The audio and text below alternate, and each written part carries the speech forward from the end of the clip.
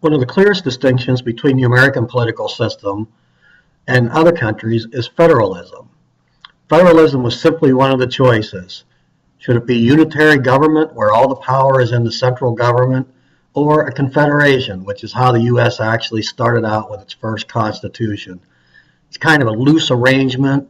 National government has very little power, and all the states or regions have a lot of power.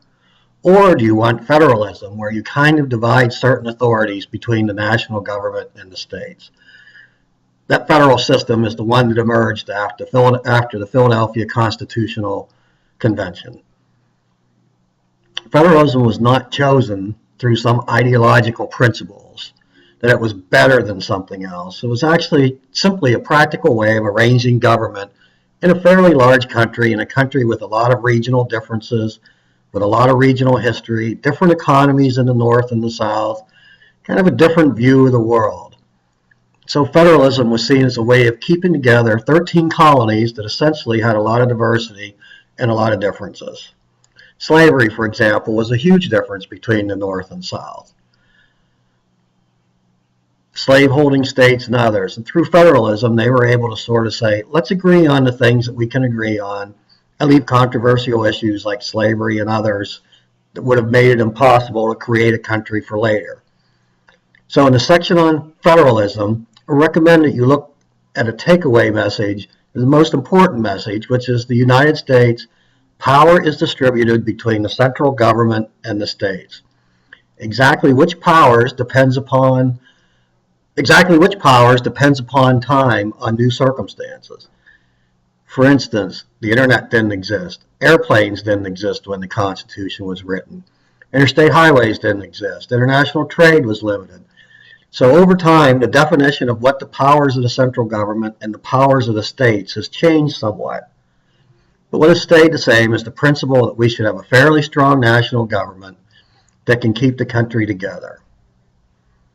So we need to figure out exactly what role the state should play, for example, in education and other things, and what role the national government should play.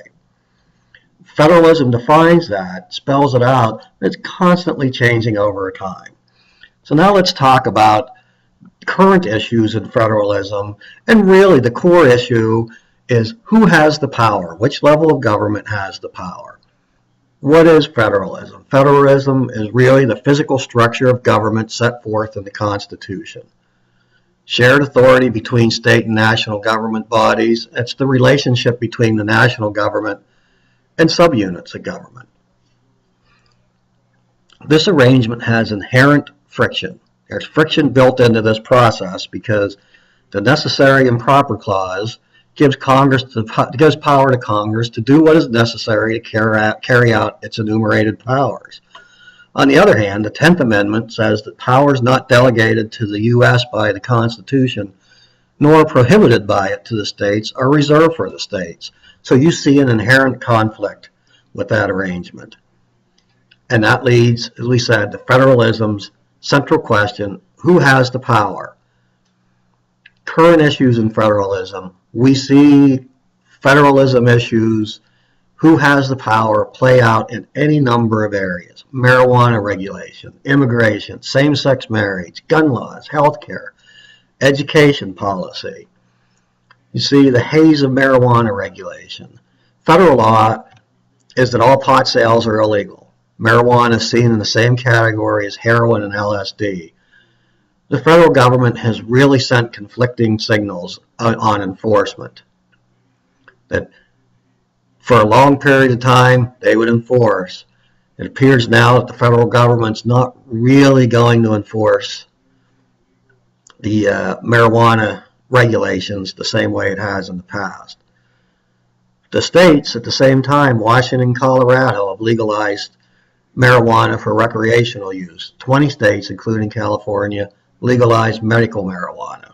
We also see cities and counties out there trying to regulate, limit, or outright ban pot dispensaries or regulate marijuana on their own. Another issue, immigration. Long has been the authority of national government, but states have been frustrated with the influx of immigrants and frustrated by the lack of reform at the national level. That's why we see something like the Arizona law. very tough on immigration. The Supreme Court overturned a major provision of that law, but left intact a provision allowing police to check the immigration status while enforcing other laws. The message is this is a federal issue.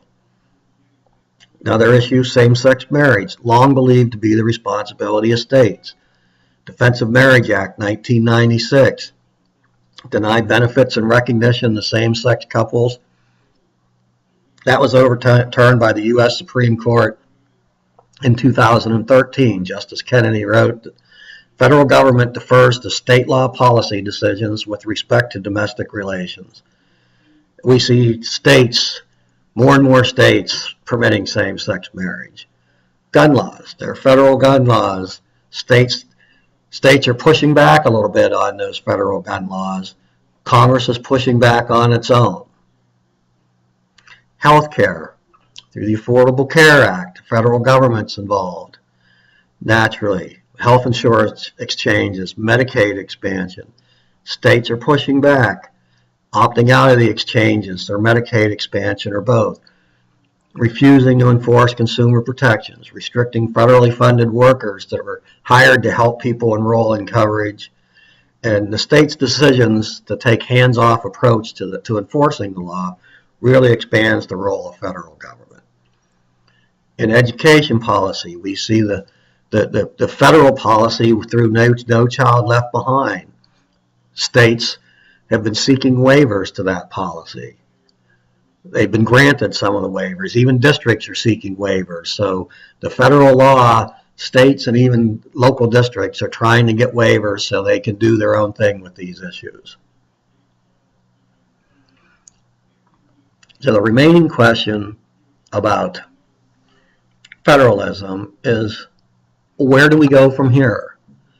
And with that, we return to the question of who has the power. What we're going to see is courts are going to continue to play a significant role in federalism issues. A lot of issues, we've seen it already with immigration, same-sex marriage, those types of issues, courts are called on to play a significant role and make important public policy decisions. And the real magic of federalism, the beauty of it with this issue, is that each generation gets to consider this question, that as times change, as moods change and laws change, each generation is going to be able to address the question of who has the power, what's the most appropriate level of government that should decide or be responsible for these policy issues. With that, please use this lecture, read your text, your study guides to help you with your quiz. Good luck.